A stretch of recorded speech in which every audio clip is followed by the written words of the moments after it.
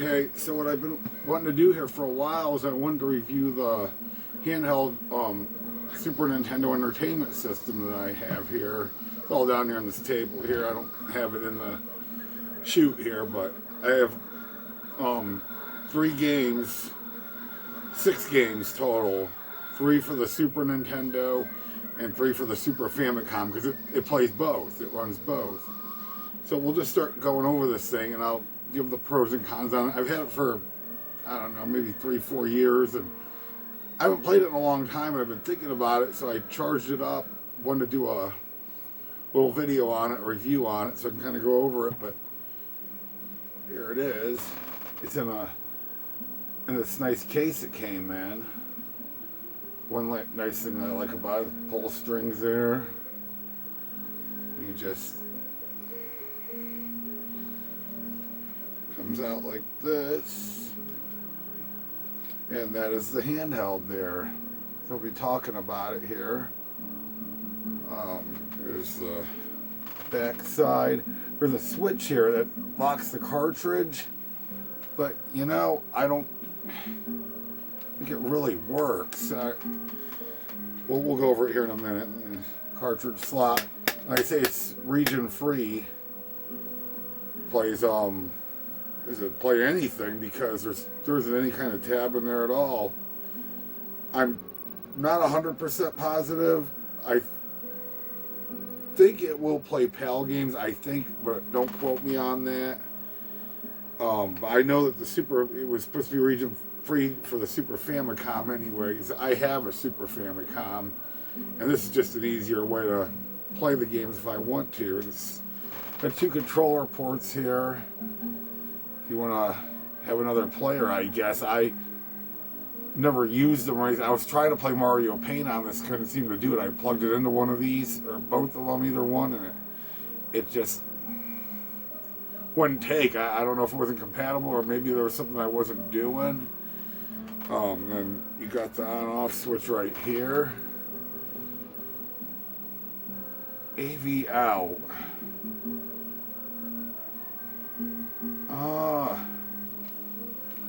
Wait a minute. Okay, there's the headphone jack. I'm going to put headphones in it, and then there's the volume control. LED light here, but I think that came on when I was charging it. That's what that's for. The LED light is when I plugged it in. That lit up last night. I made sure it was full charged. You got your start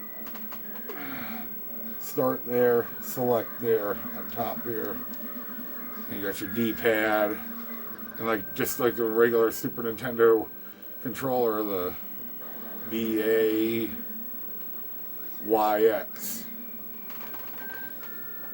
And I don't know if I said it, that's where you plug it in to charge it. I have the cord right here. I'm trying to be as knowledgeable as I can on this here. That's the cord. I mean, it's just, you know, charging cord. Nothing special here. Came with it. Plug it in right here. And then you just plug it in, charge it however long it takes. It seems to last a lot of hours. I'm trying to remember how many hours they said it goes for. I thought it was like 6 or 7. I can't really remember on it, but I know it goes for a long time. When it starts to die, it'll start getting like a distortion, like an old TV look, distorted look when you start doing stuff in it. It's low on battery. It'll start flickering around. I heard that it just suddenly goes out while you're playing, and it will.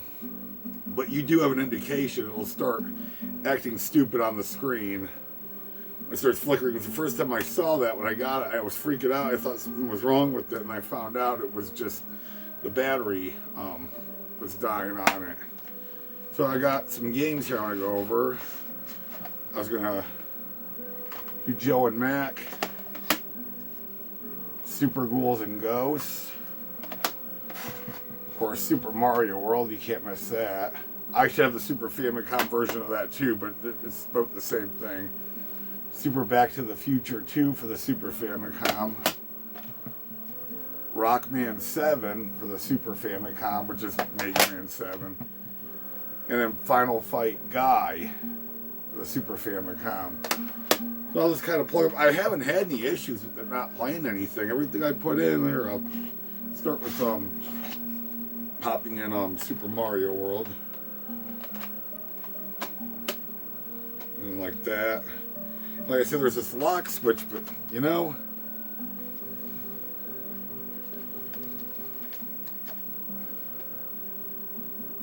okay, it does hold it. I think. Yeah, it'll lock it. I don't bother with it. It's kind of fidgety. Like I said, there's pros and cons. The thing is just kind of feels cheaply built, you know. But it does the job. Here, I was gonna.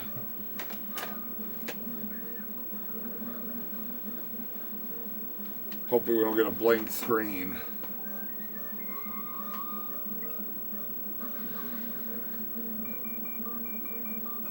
And you got Super Mario World. I think I said that was the volume control. Gets pretty loud.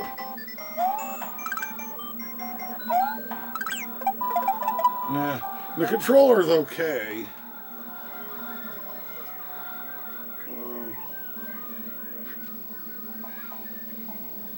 And it's kind of, you can't adjust the contrast on the screen. It's just set in one spot. That's kind of like, I'd rather have something on there for that. It seems like I have to tilt it like this when I'm playing it. Otherwise, it looks darker when I'm looking at it like this. This is how I usually like to hold it. But I mean, the buttons are pretty good. They're responsive. Play for a second here.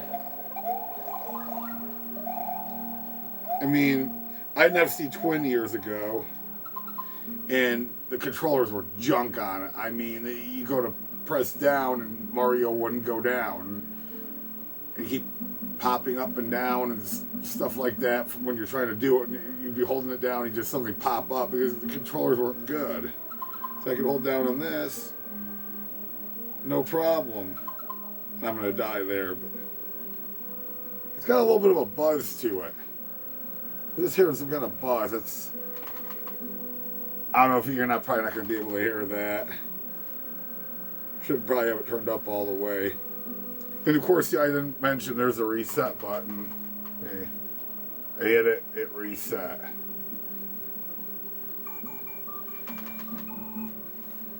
And I'll pop in Super Ghouls and Ghosts.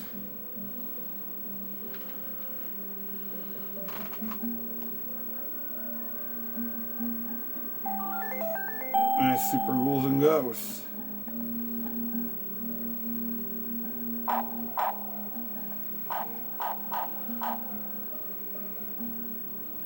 There's your title screen. So you got that one. Poppin' Joe and Mac here. That's always a fun game too. That'd be fun on the go. At least it's, portable. You can actually take it somewhere. Kind of awkward bringing these big cartridges, You only take so many. You pick a few and put them in a bag or something that you have. I'm gonna pop in Super Back to the Future 2. Earlier, this one didn't want to quite come on. The cartridge might be dirty. It's not coming on, is it? I may need to clean that one.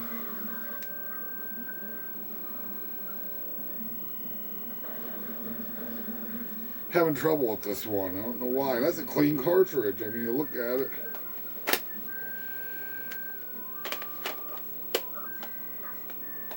Or maybe if I lock it in place, maybe I should use it on that. And see, they wobble around in there too. Let me check real quick. Yeah, they all do that. So that's the thing about it too. It's probably not the best connection. try turning it on now. I tried to lock it. I just got this to play too. Shouldn't take that long to get to the start screen. I don't want to blow on the game either.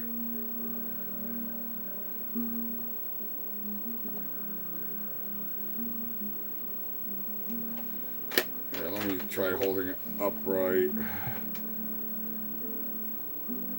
See if it comes on. I don't know why this one's just not working right now. Let me try a different one.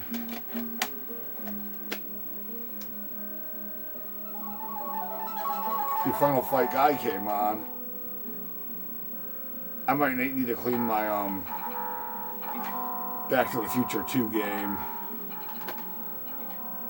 It's all in Japanese. It's kind of cool, you can play any of them. Let's try Rockman 7. I'll try that Back to the Future one again. I don't know why it's giving me a hard time. This one might too, I don't know. I haven't used these games in a minute, so they're probably needing a little bit of care done to them. There, now it came on, see?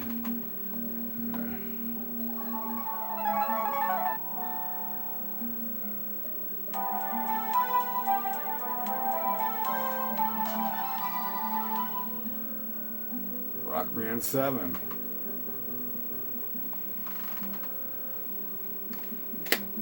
I really want this Back to the Future one to play, so this is what I'm going to do. Not a good idea, but I did it.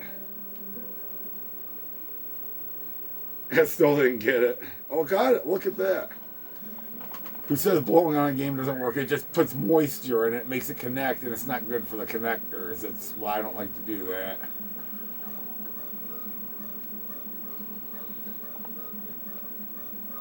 It's going to take a second to start up.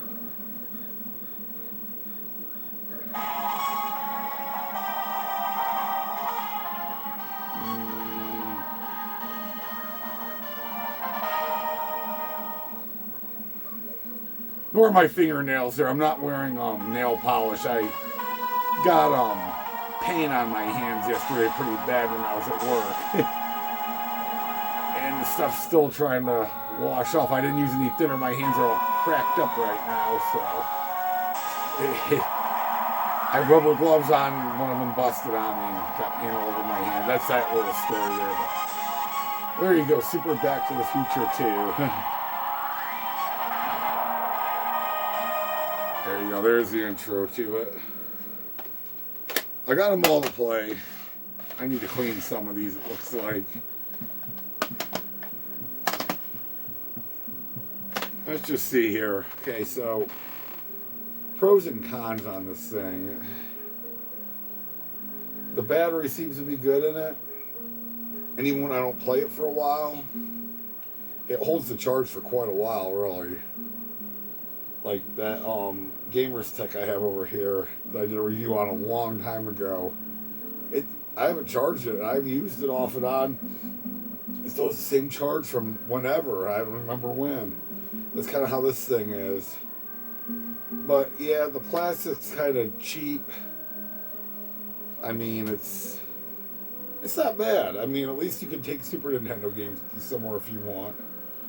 I'm trying to remember what I spent on this one. I know you can spend all different kinds of amounts of money on these. There were different ones.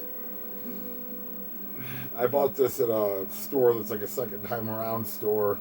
And they sell new stuff too. And they had this. I'm trying to remember what I paid for it. It might have been $49.99. I thought I saw it and I thought it was a good deal. I just can't remember. It's been so long ago. It wasn't $100. I don't think it was close to that. I'm thinking it was $50, like I was just saying, $49.99. But the pros of it is you can take your Super Nintendo games any place, and it seems to be okay. I haven't had an issue out of it. Oh yeah, you also got your L and R there. Didn't point that out. On top of the controller. SupaBoy, portable pocket SNES console. So it's made by Hyperkin. Play well, live well. They're whatever their advertisement is there for them. And cons, the screen I'm not too crazy about because, like I say, you have to angle it a certain way to see it at full brightness. Otherwise, I like to sit back like that a little bit, and it looks a little dark. Usually I just deal with it like that, but it's nothing that's gonna keep me from playing it. I remember I beat Final Fight 3 on it a few years back. I kept playing it, and I played through the whole game. I have Final Fight 3 for the Super Nintendo. That's a kind of a more expensive one. Well, I mean, another con is, you know, the cartridge wobbles around in there. I wish it was a tighter fit than this. I mean, look, I guess they wobble in the Super Nintendo also if you play around with it. Not as big of a deal, but you probably really can't shake it much when you're playing. I think these are the ones that are worse, yeah. The Super Famicom ones seem to be worse on that. There's no lockout because there's no tabs in it, so it's a 5 volt DC in there, yeah. I mean, overall, I give it, you know, it's just popping in my head, a 7 out of 10. I think it's worth picking up. It's definitely not a 10 out of 10. I just give it a 7 out of 10 because of some of the little things about it, just kind of cheaply made, but it was inexpensive, so you get what you pay for. But it is a portable Super Nintendo. You can take any place you want to go, which I think is kind of nice, but really not much left to say about it that I can think of. I mean, try to do more videos like this where I go over stuff, you know, and at least give as much information as I know. Maybe I could research a little bit before I do the video. That might help me out. Have some notes. But like I said, I don't script write none of this. I'm just winging this. I'm just jabbering on here. Yeah, I already went over the start and select the reset button. I said LED comes on when you plug the thing in. That's what it did last time I did. It turns on green. But in the AV out, I was kind of stumped on that. I guess you can plug it into a TV. I don't know if that's a weird port for AV out, but there must be something. It might have came with something. I don't know. I was never concerned about it because I just wanted to play them on this. I don't even care about any of that. That's about all there is to say about it.